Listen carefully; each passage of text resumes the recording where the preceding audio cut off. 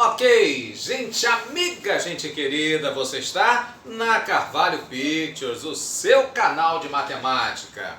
Pois muito bem, vamos falar de probabilidade jogando dois dados. Como é que a gente pode calcular isso? Vamos ver então questão anterior aí da prova do Enem. Diz assim: José, Paulo e Antônio estão jogando dados não viciados, nos quais em cada uma das 6 faces há um número entre 1 e 6. Cada um deles jogará 2 dados. O José acredita que os números das faces voltadas para cima lhe darão uma soma igual a 7. Já o Paulo acredita que a sua soma será igual a 4 e o Antônio acredita que sua soma será igual a 8. E com essa escolha, pergunta quem tem a maior probabilidade de acertar a sua respectiva soma. Então vamos ver o seguinte, ele diz, que vão arremessar 2 dados. Imagine então 2 dados diferentes, 2 dados distintos, tá? Que eu fiz questão de colocar aqui, um dado de uma cor e um outro com uma cor diferente, justamente para caracterizar isso, ok? Então nesse caso, o primeiro dado ele me daria 6 valores, o segundo dado também outros 6, e aí como ele vai jogar, no caso 2 desses dados, então o que a gente vai ter, seriam 6 possibilidades de um, com 6 possibilidades do outro, um total então de 36 possibilidades diferentes. Muito bem. E aqui então a gente te apresenta aí o chamado quadro aditivo. O que é isso?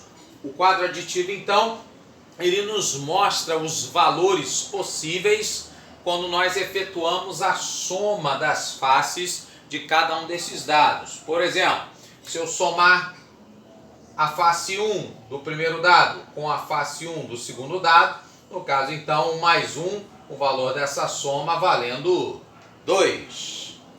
Por exemplo, se eu somo 6 do primeiro dado e mais 6 do segundo dado, 6 mais 6, essa soma então valendo 12. Muito bem. Então esses valores, soma 2 e soma 12, são os valores menos prováveis que existem na hora de você arremessar os 2 dados, então eu não recomendaria você apostar neles. Pois muito bem. Já no caso então, o José, ele acredita que a soma seria igual a 7. Então vamos ver quais seriam as possibilidades dessa soma ser igual a 7. Poderíamos ter então 6 com mais 1 dá 7.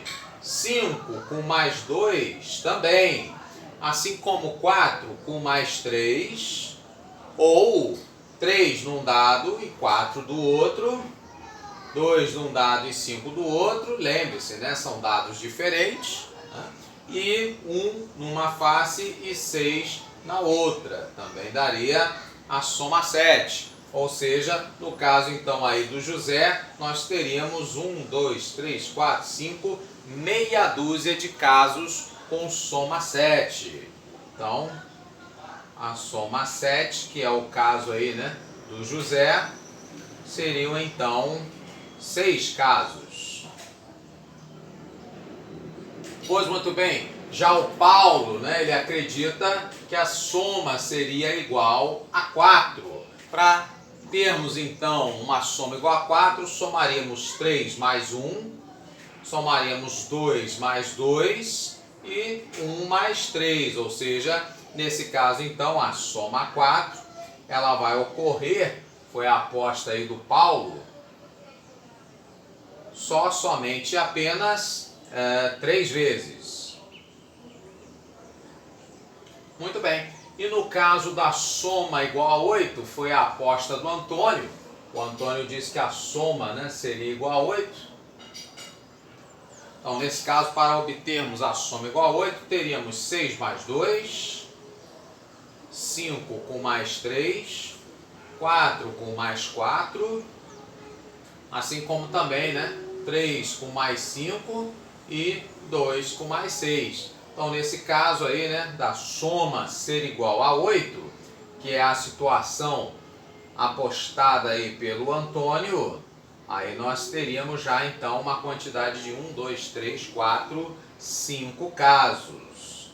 Ok? Então você veja que por estar aqui na diagonal do nosso quadrado, do nosso quadro aditivo, você vai ter então que essa soma 7 é que vai apresentar a maior probabilidade. Então seria a probabilidade, né, de 6 para um total de 36, um sexto dos casos. Ao contrário da soma 4, que seriam 3 de um total de 36.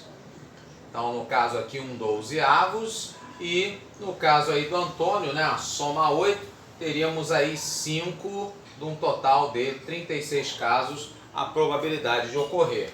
Pois muito bem, então, de acordo aí com o que nós vimos no nosso quadro aditivo, a opção correta então seria a letra D.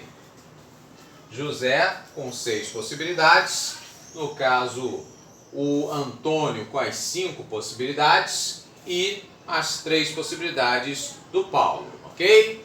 Então, espero que tenha ajudado, comente, curta e compartilhe. Grande abraço e até a próxima.